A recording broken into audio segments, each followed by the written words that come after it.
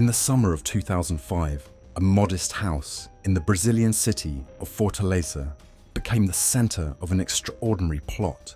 To neighbors, the men who rented the property appeared to be landscapers running a small business named Grama Sintética, Portuguese for synthetic grass. The reality was far more sinister. For 3 months, this group of thieves meticulously planned and executed one of the most daring heists in history. Their target, the Banco Central's vault, housing millions in untraceable cash.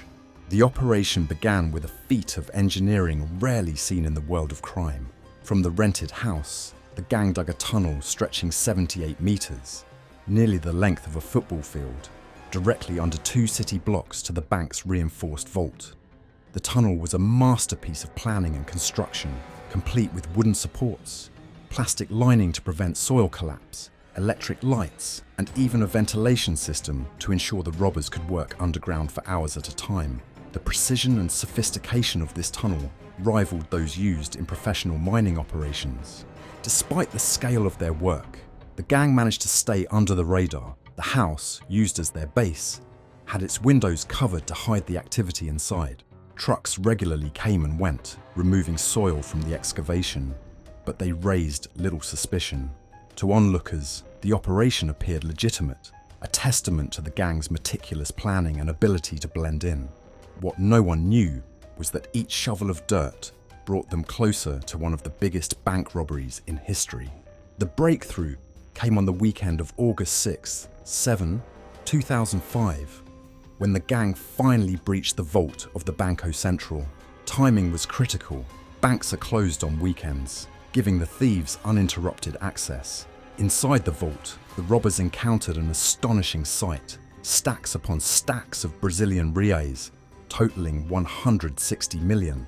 They worked quickly but carefully, selecting only non-sequential bills to avoid detection. Over the course of the weekend, they transported the money through the tunnel back to their hideout, using makeshift carts to speed up the process. When bank employees returned on Monday morning, they were met with chaos. The vault had been ransacked, yet there were no signs of forced entry from above ground. Investigators soon discovered the tunnel leading to the rented house, and what they found there was nothing short of shocking. The house was abandoned, littered with tools, dirt, and evidence of the elaborate operation. Yet, despite the clues left behind, the thieves themselves had vanished. The robbery sent shockwaves across Brazil, prompting one of the largest investigations in the country's history. Police initially believed they were dealing with a small group of local criminals, but the scope of the heist suggested otherwise. Over time, it became clear that this was the work of a highly organized gang with connections to Brazil's criminal underworld. Dozens of suspects were identified and several were arrested, but the trail soon grew cold. Most of the money, over 90%, remained missing, sparking rumors about where it had gone.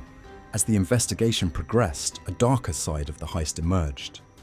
Members of the gang began turning on one another, either out of greed or fear of being caught.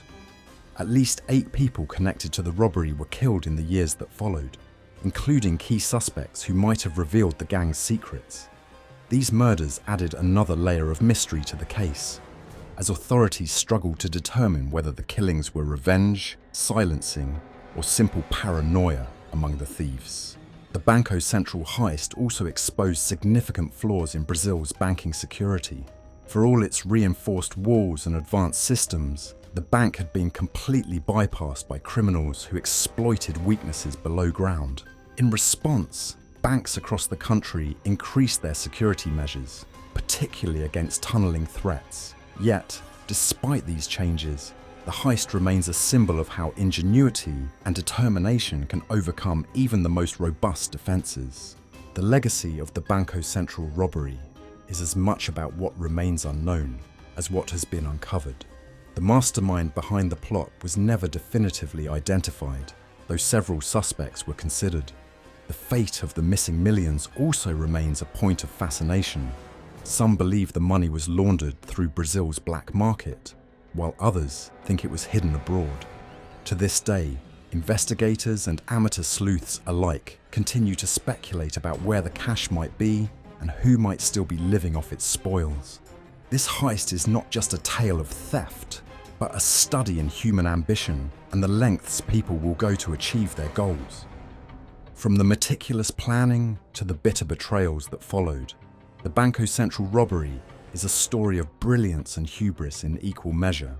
Even nearly 2 decades later, it continues to captivate imaginations, a reminder of how even the most secure systems can be outwitted by those willing to take extraordinary risks.